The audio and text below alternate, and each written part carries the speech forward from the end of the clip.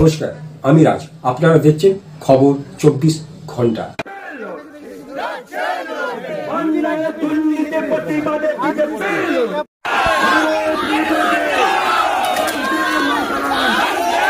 প্রায় এক মাস আগে আমাদের বেশ কিছু কার্যকর্তা, একজন রয়েছে সঞ্জয় উপাধ্যায়, এরকম আরও বেশ কিছু কার্যকর্তা আছে বিজেপির, যারা এখানে তৃণমূলের উপর আক্রান্ত হয়ে, তৃণমূলের দ্বারা আক্রান্ত হয়ে থানায় এসেছিল অভিযোগ জানাতে।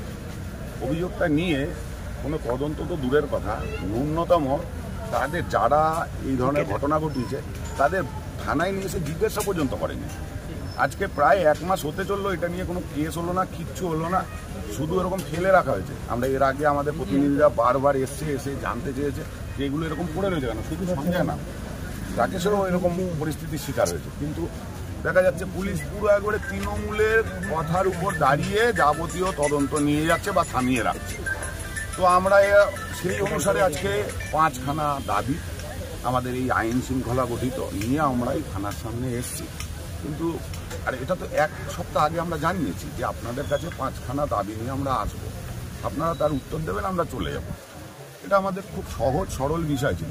কিন্তু আজকে আমরা এখানে এসে দেখছি ব্যারিকেড করে আমাদের আটকাবার জন্য ব্যস্ত হয়ে উঠছে পুলিশ। তাহলে কি পুলিশ কি এই প্রশ্নগুলোর উত্তর দিতে চাইছে না? তো সেই জায়গায় দাঁড়িয়ে আমাদের কার্যকর্তারা এমতো অবস্থায় যেটা করণীয় সেটাই করেছে। পুলিশকে আমরা বারবার বললাম আপনারা ব্যারিকেড কেন দিয়েছেন, ওনারা কোনো উত্তরই দিতে পারছে না। তো স্বাভাবিকভাবে আমাদের কার্যকর্তারা ব্যারিকেড ভাঙতে বাধ্য হয়েছে, ভেতরে ঢুকতে বাধ্য হয়েছে।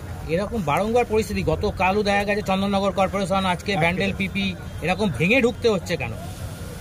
চন্দননগরে আমরা যেটা জানলাম, মেয়র সাহেব অর্ডার দিয়েছে, পুলিশ সক্রিয় হয়ে গেছে বিজেপির উপর আক্রমণ করতে। এক্ষেত্রেও আমরা খবর পাচ্ছি এখানের বিধায়ক সাহেব সক্রিয় হয়ে গেছে, পুলিশ শুরু করে দিয়েছে ব্যারিকেড।